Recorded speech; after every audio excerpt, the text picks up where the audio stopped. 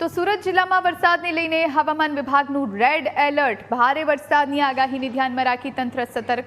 3 થી 5 જુલાઈ દરમિયાન અત્યંત ભારે વરસાદની આગાહી. 6 અને 7 જુલાઈએ ઓરેન્જ એલર્ટ જાહેર કરાયું. આગાહીને પગલે સુરત ડિઝાસ્ટર વિભાગ એલર્ટ છે. ભારે વરસાદને લીધે સુરત ગ્રામ્યમાં 20 કાચા રસ્તા બંધ કરાયા. વાહન વ્યવહાર માટે વૈકલ્પિક રોડની વ્યવસ્થા કરાઈ. તંત્રએ આ પરિસ્થિતિમાં ખાસ સાવચેતી રાખવાની અપીલ કરી. તો સુરતમાં રેડ એલર્ટ આપવામાં આવ્યું છે.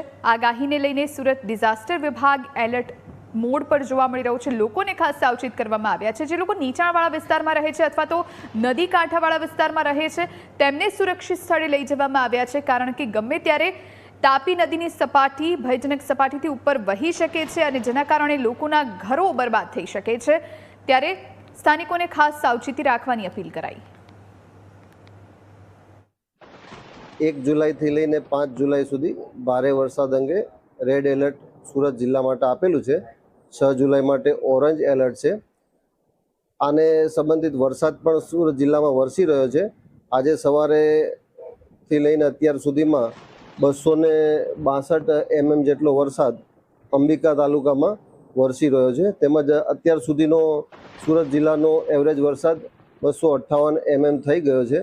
વરસાદ પવનના સંજોગોમાં અમુક નબળા વૃક્ષ હોય, વીજ પોલ હોય, હોર્ડિંગ્સ હોય કે કાચા નબળા ઇમારત હોય તેની ઓથે ઊભા રહેવું નહીં અને આશે કોઈ દુર્ઘટનાના કારણે કે આપણને નુકસાન ના થાય તેનું ધ્યાન રાખવું. આપણે સુરત જિલ્લા વહીવટીતંત્ર તરફથી તમામ તૈયારીઓ થઈ ગઈ છે. સુરત જિલ્લા કક્ષાનો કંટ્રોલ રૂમ ચાલુ છે. તમામ તાલુકા કક્ષાના કંટ્રોલ રૂમ ચાલુ છે. અગત્યના જેટલા લાઇન ડિપાર્ટમેન્ટ છે, પોલીસ વિભાગ, વન વિભાગ, એમના તો રાબેતા મુજબ 24 કલાકના કંટ્રોલ રૂમ ચાલુ છે.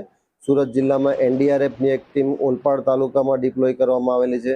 એસડીઆરએફની એક ટીમ માંગરોળ તાલુકામાં ડિપ્લોય કરવામાં આવેલી છે. સુરત વહીવટીતંત્ર સંપૂર્ણ રીતે સજ્જ છે.